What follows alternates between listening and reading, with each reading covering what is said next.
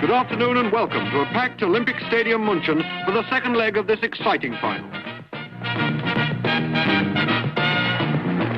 And here come the Germans now, led by their skipper, Nobby Hagel. They must surely start favourites this afternoon. They've certainly attracted the most attention from the press with their team problems. And let's now see their lineup.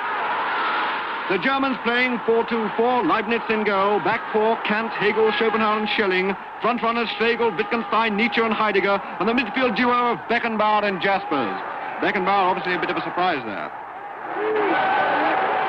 And here come the Greeks, led out by their veteran centre-half, Heraclitus. Let's look at their team. As you'd expect, it's a much more defensive lineup. Plato's in goal, Socrates a front runner there, and Aristotle as sweeper. Aristotle very much the man in form. One surprise is the inclusion of Archimedes. Well, here comes the referee, Kung Fu Tzu, Confucius and his two linesmen, St. Augustine and St. Thomas Aquinas. And as the two skippers come together to shake hands, we're ready for the start of this very exciting final. The referee, Mr. Confucius, checks his sand, and they're off.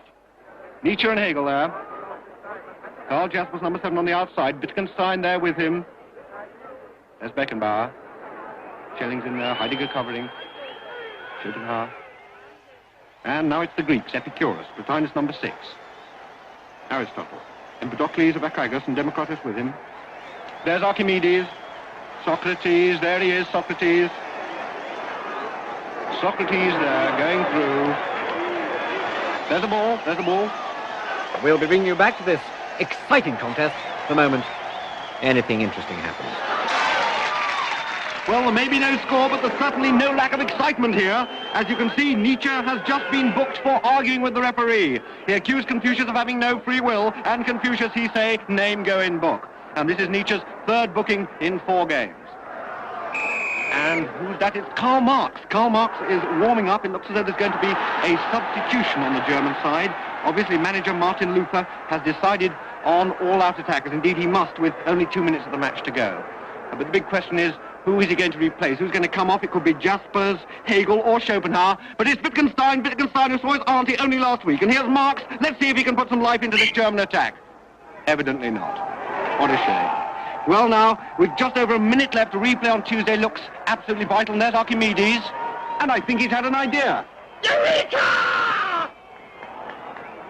Archimedes out to Socrates. Socrates back to Archimedes. Archimedes out to Heraclitus. He beats Hegel. Heraclitus, a little flick. Here he comes on the far post. Socrates is there. Socrates, there he's in. Socrates has scored. The Greeks are going mad. The Greeks are going mad. Socrates scores for a beautiful cross from Archimedes. The Germans are disputing it. Hegel is arguing that the reality is merely an a priori adjunct of non-naturalistic ethics. Kant, by the categorical imperative, is holding that ontologically exists only in the imagination, and Marx is claiming it was offside. But Confucius has answered them with the final whistle. It's all over. Germany, having trounced England's famous midfield trio, Bentham, Locke and Hobbes in the semi-final, have been beaten by the odd goal. And let's see it again. There it is.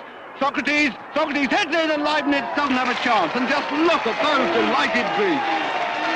There they are, Chopper, Sophocles, Empedocles of Archagos. What a game he had. And Epicurus is there, and Socrates, the captain, who scored what was probably the most important goal of his career.